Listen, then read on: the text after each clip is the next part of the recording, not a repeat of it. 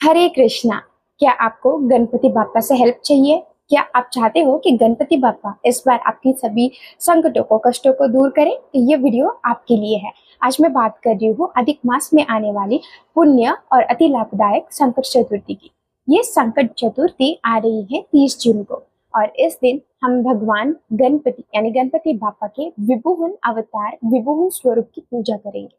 विभुवन यानी कि तीनों लोकों के अधिपति, जो तीनों लोकों में विद्यमान है, उनको विभुवन कहते हैं। इस दिन हम गणपति जी को विभुवन फॉर्म में पूजते हैं।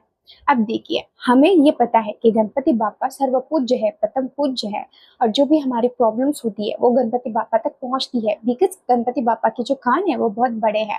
और संकट चतुर्थी तो डेडिकेटेड होती है हमारे गणपति बाप्पा को, और जो शुक्ल पक्ष में पड़ती है वो विनायक होती है, और कृष्ण पक्ष में आने वाली संकट चतुर्थी होती है। यानी कि आपके लाइफ में बहुत बड़ी प्रॉब्लम चलती है, या कोई दुख है, कोई ऐसी बात है जो आपको बहुत तकलीफ देती है, आप पीड़ा में हैं, कहीं से कुछ भी समझ नहीं आ रहा है कि क्या करना है, या माइंड के लेवल पे बहुत इमोशंस के साथ आप हेवी फील कर रहे हैं, तो आई रिक्वेस्ट यू कि ये जो व्रत है संकट चतुर्थी का 3 जून का, आप करके देखिए। पूरे श्रद्धा भाव से अपना सब कुछ गणपति बाप्पा के चरणों में रख के इस व्रत को पूरे भाव से करना।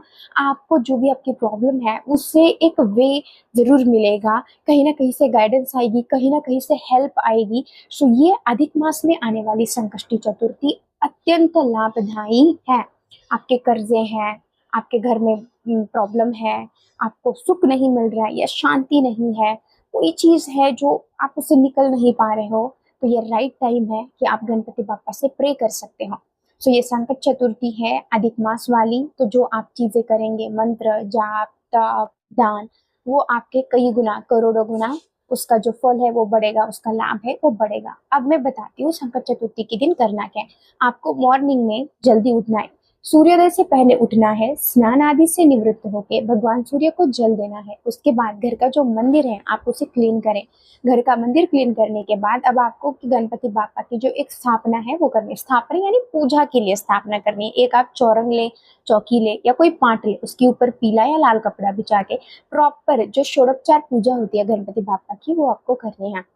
गणपति बाप्पा को पंचामृत से जो शुद्ध साफ जल है उससे स्नान करवाए, उनको वस्त्र अर्पण करें, उनको गंध, उनको सुगंधित द्रव्य अर्पण करें, उसके बाद उनको पुष्प अर्पण करें।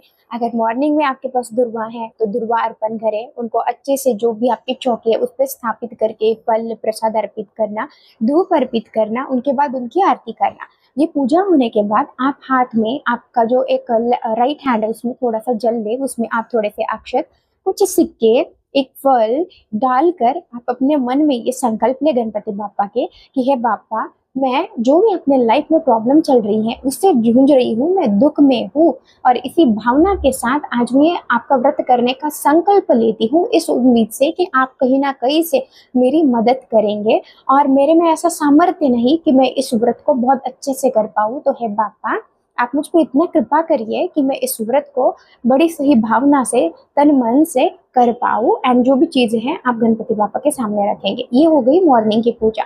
अब जब इवनिंग में ये जो पूरा फास्ट होगा आपको चंद्रोदय तक रखना है। शाम को जब चंद्रोदय होगा आप उस टाइम पे गणपति बाप्पा की पूजा करेंगे, चंद्र को अर्घ देंगे, एंड उसके बाद जो भी आपका फास्ट है आपको खोलना होता है। संकट चतुर्थी के दिन भगवान गणपति बाप्पा को यानी गणेशा को आप 21 मोदक का भोग लगाएंगे, और कहते हैं कि विभुवन संकट चतुर्थी के दिन नारियल के लड्डू का भोग लगाने का एक अलग ही महत्व है। अगर आप नारियल के लड्डू नहीं बना सकते तो नारियल के जो कोकोनट की पाउडर होती है आप उसके मोदक बना के भगवान को सर्व कर सकते हैं। उसके अलावा आप 21 जो दुर्वा होती है उसकी एक इतनी बड़ी सी गांठ या पेंडी बना के भगवान को चढ़ाना ना भूले, और साथ ही में शमी का पत्र भी भगवान को बहुत प्रिय है, तो ये कुछ चीजें आपको भगवान को अर्पित करनी है। भगवान को कुमकुम भी अति प्रिय है तो आप भगवान को कुमकुम चढ़ाए। तो ये हो गई चीजें। अब रात को जब चंद्रोदय लेट होगा तो आप अपने अपने रीजन में कब चंद्रोदय है वो देख के चंद्रदेव को अर्घ देके आप व्रत का जो भी है प्रारंभ कर सकते हो। पर अगर बादल आए हैं, वातावरण खराब है और चंद्र दिख नहीं रहा, तो जो भी आपका चंद्रोदय का टाइम है उस टाइम पे जिस डायरेक्शन में चंद्रदेव आते हैं उस डायरेक्शन में आप अर्घ दे दीजिए और अपना जो व्रत है उसे खोलिए। अब आते हैं कि संकट चतुर्थी के दिन हमने व्रत तो कर लिया, इसके अलावा क्या करना है, भगवान तक आपकी प्रार्थना कैसे पहुंचेगी। तो देखिए, इस दिन जितने ज्यादा हो सके ना एकदम शांत दीर्घ श्वास लेके अपने मन को शांत करके एक अच्छे से कोने में घर के बैठ जाइए और भगवान गणेश पे फोकस करना, कंसंट्रेट करना, फील करना कि आप उनसे कनेक्ट हो पा रहे हो। और देन आपकी जो भी प्रॉब्लम है ना, निर्मल मन से बिल्कुल रॉ फॉर्म में भगवान को बताना और भगवान से प्रे करना कि आप मुझे इससे बाहर निकालें, क्योंकि मेरे पास आपके अलावा इस दुनिया में कोई नहीं है जो मेरी हेल्प कर सकता है। और साथ में इस दिन आप 2 मंत्रों का जाप कर सकते हो जो भी आपके दिल के ज़्यादा क्लोज़ हो। एक है ओम गम गणपते नमः एंड दूसरा है वक्रतुंड महाकाय सूर्यकोटि समप्रभा निर्विघ्नं कुरु मे देव सर्वकार्येषु सर्वदा।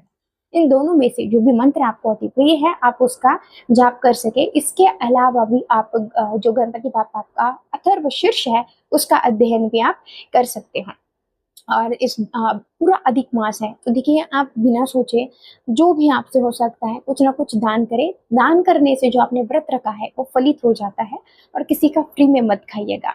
बस ये कुछ चीजें हैं आपको इस संकष्ट चतुर्थी करना है। आई एम श्योर कि बप्पा आपको बेस्ट पॉसिबल वे में इस चीजों से बाहर आने में मदद करे। तो आइए इस 3 जून को संकट चतुर्थी का व्रत करें, भगवान से प्रार्थना करते हैं आप पर, मुझ पर, हम सब पर भगवान की कृपा हो। हरे कृष्णा।